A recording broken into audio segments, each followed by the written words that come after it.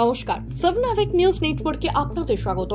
ব্যবসায়িক শত্রুতার জের মাটি খুঁড়ে উদ্ধার হলো ভবানীপুরের বাসিন্দা ওষুধ ব্যবসায়ীর বস্তাবন্দি দেহ। হারহিম করা ঘটনার সাক্ষী নিমতা। ঠিক কি ঘটনা ঘটেছে বিস্তারিত জানবো আমাদের প্রতিনিধি রাজাদের কাছ থেকে। রাজাদা, কি আপডেট রয়েছে?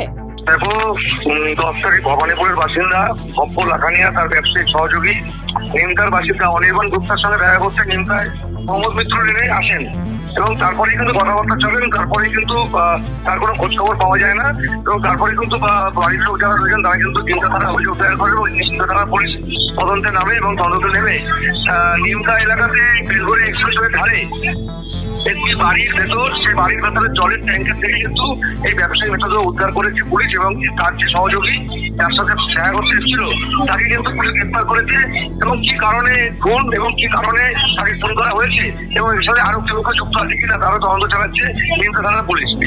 এখনো পর্যন্ত কি কেউ গ্রেপ্তার কিংবা আটক হয়েছে?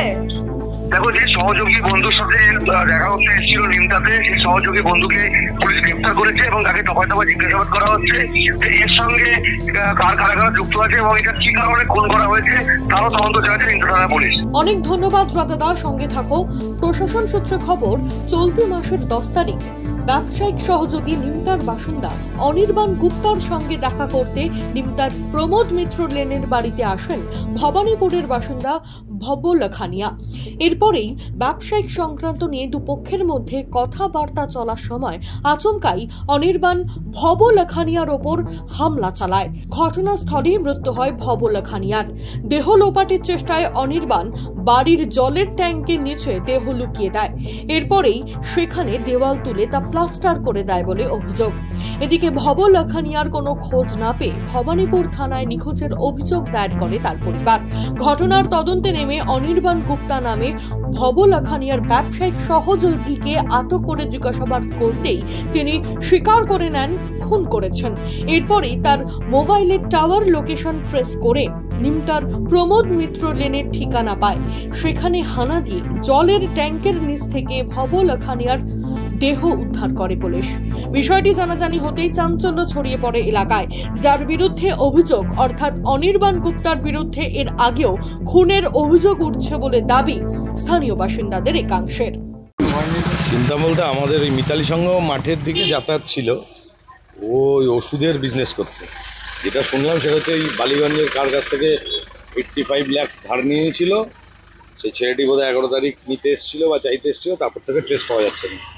তারপরে লালবাজার পুলিশ মোবাইল ট্রেস করে কালকে রাত্রে তুলে নিয়ে গেছে এবং আজকে সকালবেলায় সে তো শোনা যাচ্ছে যে বডি পাওয়া গেছে এখানেই।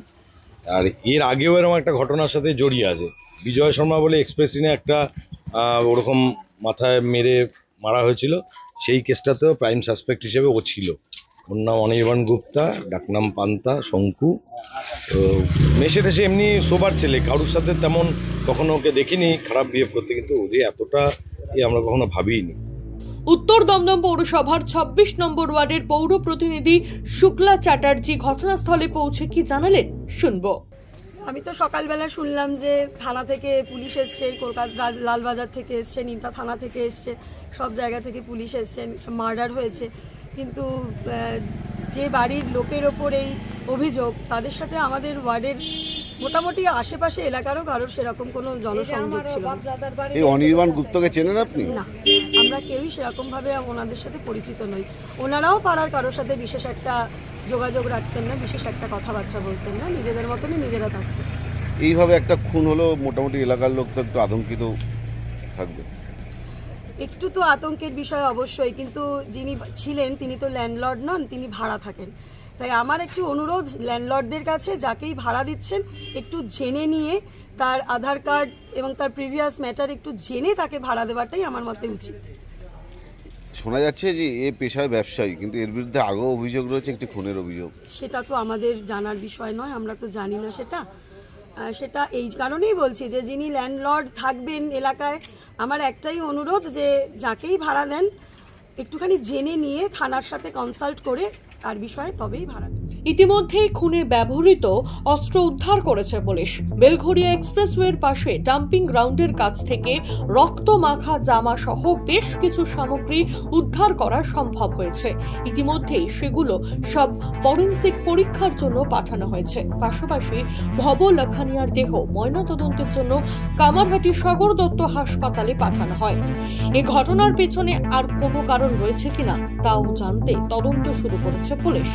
রাজা দে, 7 নাভিক নিউজ, নিমতা। স্বপ্ন পূরণের লক্ষ্যে আমরা এক ধাপ এগোলাম। লক্ষাধিক সাবস্ক্রাইবারকে আমাদের শুভেচ্ছা। সমস্ত খবরের আপডেট পেতে লাইক করে সাবস্ক্রাইব করুন 7 নাভিক নিউজ। সেই সঙ্গে বেল বাটন প্রেস করতে ভুলবেন না। আপনাদের একটা সাবস্ক্রিপশন আমাদের জন্য অত্যন্ত মূল্যবান। জয় হিন্দ।